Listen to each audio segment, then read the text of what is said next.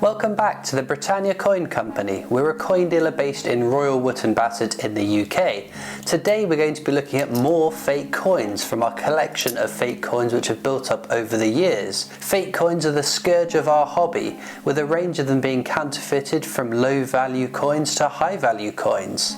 I've got 10 coins for us to have a look through today. Some of them are more convincing than others, and there's some fascinating coins to look at.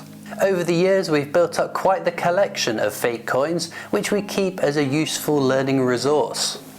I've pulled out another 10 to test and see what they're actually made of. As you can see, there are plenty more in our collection, and I'm sure that we can return to this kind of video in the future if you'd like. So it's time to bust out our handy tool, the portable XRF device which can X-ray coins and tell us their composition. Our first coin is this George III shilling.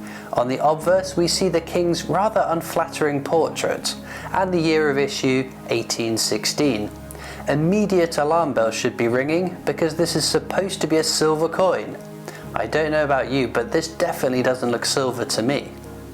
To the reverse you can see an ornate crowned royal shield overlaid with smaller crowned shield, all within a garter. It's a very pretty design. A shame that a lot of the detail isn't how it should be on this coin though. Let's put it to the test and find out what it's really made of then. It should be 0.925 silver, but you can see here only a trace of silver, mostly copper and some zinc, so the first coin is definitely a dodgy one. Next up is this much more modern Britannia. Britannias are popular coins for stackers and investors. We've made a whole video on these popular coins, so do check that out. The coin looks fairly convincing. The design of the details are all correct, but there's some weird yellowish residue around the coin on both sides. These Britannias should be 0.958 silver, so let's zap it and see what it's made of. So here we have it. There is quite a bit of silver in it surprisingly, just not enough for this to be the real deal. Some lead, rhodium, ruthenium and copper making up the rest of the mixture. The last British coin is this one here. It's a 1935 1 crown. They were issued to mark the 25th anniversary of the accession of King George V, his silver jubilee. This was in fact one of, if not the first, commemorative coin issued by the Royal Mint. It's commonly referred to as the rocking horse crown due to the stylized horse in a depiction of St. George slaying the dragon.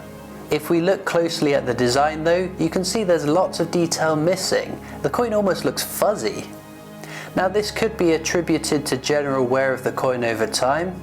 The real thing should be 50% silver and 50% copper, although there is a silver proof pattern piece which is 0.925 silver. So let's see what this is then. As we can see, traces of silver in it, but mainly nickel and iron, so it's lasagna for this rocking horse.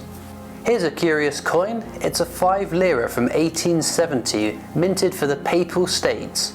The Papal States was a series of territories under the direct control of the Pope within what is now modern day Italy. If we look at the obverse, we can see Pope Pius IX, a controversial pope whose papal reign spanned 1846 to 1870. The longest verified papal reign. Quite remarkable really that he lived to be 85 given the state of medicine at the time. He is also the Pope who lost the papal territories. He then refused to leave the Vatican City and declared himself a prisoner of the Vatican, a situation which wouldn't be resolved until 1929. Now this coin should be 90% silver, so let's see what its composition is. As we can see, predominantly copper with a bit of zinc. This coin's a bit of a sinner. We move on now to Italy, more specifically the Italian colony of Eritrea. This is an 1891 5 lira, or 1 thaler, or 1 real. It has quite a few different names. With under 200,000 of these originally minted, these are very nice coins to have. On the obverse we have a portrait of King Umberto I of Italy. He reigned from 1878 until his assassination in 1900. His rule was a troubled one, with growing feelings against that of a monarchy in the country. There were a number of attempts to assassinate him, beginning as early as the first tour in the year of his coronation by an anarchist. Again in 1897 he was attacked by an unemployed ironsmith who had tried to stab him. The coin itself should be 80% silver, so now let's see what it really is. Once more, a bit of silver in the mix, mainly copper with nickel and zinc too, so again another dud. Our sixth coin is this one here. It's supposed to be a 1755 Russian ruble, minted in what is now St. Petersburg. The reverse features a crowned double-headed eagle, iconography that still remains on modern Russian coinage. The obverse is Empress Elizaveta, or Elizabeth of Russia. She came to power after the messy succession following the death of her father, Tsar Peter the Great. She seized power from her infant first cousin twice removed, Ivan VI, who was proclaimed emperor at the age of 2 months old, with his mother serving as regent. She remains one of the most popular Russian monarchs, having decided not to execute anyone during her reign, and numerous construction projects, the most famous of which being the Winter Palace, which now houses the Hermitage Museum. So then, this coin is supposed to be 0.802 silver. Let's see what it's really made of. More traces of silver and a bit of nickel, but mostly copper and zinc. Off to the gulag with this one. Our next counterfeit is this US trade dollar. The coin began to be issued in 1873 to compete with other large silver trade coins, which were proving popular in East Asia. Initially, the majority were sent to China, but with more bullion producers converting large amounts of silver into these trade coins, they started making their way into American channels. They weren't popular and soon became valued at less than $1, resulting in them being pulled in 1876, although they were still minted for export for another 2 years. From 1879, some were minted for collectors as proof coins. On the obverse we see a seated liberty holding an olive branch inspired by the British Britannia.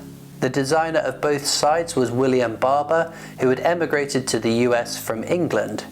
He was a notable engraver and the 5th chief engraver of the US Mint from 1869 until his death in 1879. His son too, Charles Barber, went on to become the 6th chief engraver of the Mint.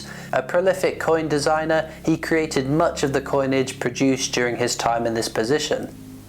Now this coin should be 90% silver and 10% copper, so let's have a look then. You can see a bit of silver there and a bit of nickel too, but again loads of copper and zinc as well. Now these are sought after coins, so no wonder there are fakes kicking about. Moving on, we have one sol from Peru, minted in 1871. The sol, or later sol de oro, was the new coinage of Peru following their decimalization in 1863, over 100 years before the UK went decimal. If we look closer at the design though, there's something in the middle of it. On the obverse, within the coat of arms of Peru, we see another seated figure. Below the text, 1/2 real, and around the coin wording which reveals this to be a counterstruck coin from Guatemala. On the obverse we can see again an overstamp with the date 1894. So what's going on here then? By this year, foreign coins were so prevalent in Guatemala that the government officially sanctioned the counterstamping of their own currency onto these coins. This is a practice seen in a number of Central and South American countries unable to mint their own coinage. In fact, there are quite a variety of counterstamped coins just within Guatemala. But this one should be 90% silver, so let's see what it really is. Mostly iron with some rhodium. Sadly, this intriguing coin is not the real thing, although it has piqued my interest though.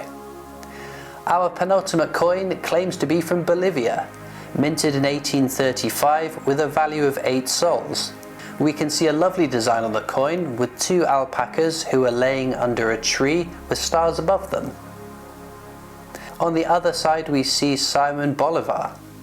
He was a military and political leader of Gran Colombia, which was the combination of what we now know as Colombia, Venezuela, Ecuador, Peru and Bolivia. He led Gran Colombia to independence from the Spanish Empire. He became known as Liberator of America by his people, Despite resigning as president at a time of uprisings and instability in Gran Colombia, he is still held as a hero of nationalism and patriotism within parts of what was previously Gran Colombia. This coin should be 0.903 silver, so let's have a look at what we really have. Another mainly iron fake with some nickel in the mix, not what we wanted to see for this coin. We finish on a really striking design. This is a 1 yuan. We can see a fierce dragon on the coin, and it was issued for the inauguration of a new emperor. We can see the new emperor on the obverse, Yuan Shikai. He was a military and government official who eventually ended the rule of the Qing dynasty in 1912, ending 2 millennia of imperial rule in China. He became Prime Minister in 1911 and went on to become Emperor, for which this coin was issued. This type of coin was the first of its kind in the Republic of China and would become a staple silver coin for many years to come, and they were also heavily counterfeited. His time as Emperor was not as long-lived though, having miscalculated public support of a return to a hereditary monarchy, and he held the title for only 83 days, after mounting revolts and his own health issues forced him to resign. For the last time today then, let's see what this coin is made of. Now it should be silver. This was surprisingly mainly rhodium, and some copper, no silver to be seen here. Well, again, it's been fascinating to look at some more counterfeit coins. Let me know in the comments which is your favourite. Mine is probably the last one, the Chinese one with the dragon. I really like that design. But that Guatemalan overstamped coin was fascinating. I'd love to be able to get my hands on some of the originals. These kind of videos just go to highlight the importance of using reputable and trusted coin dealers like ourselves at the Britannia Coin Company when you're making these large purchases or investments into your collection. There are links down in the description to our website if you'd like to have a browse of some of the coins that we offer. Be sure as well to subscribe to the YouTube channel. It's free to do and means you won't miss any of our future uploads. We're also on Twitter and TikTok. We post lots of pictures of our coins on Facebook and Instagram. We've got our shop and online store, and I'll see you next time for more amazing coins from the Britannia Coin Company.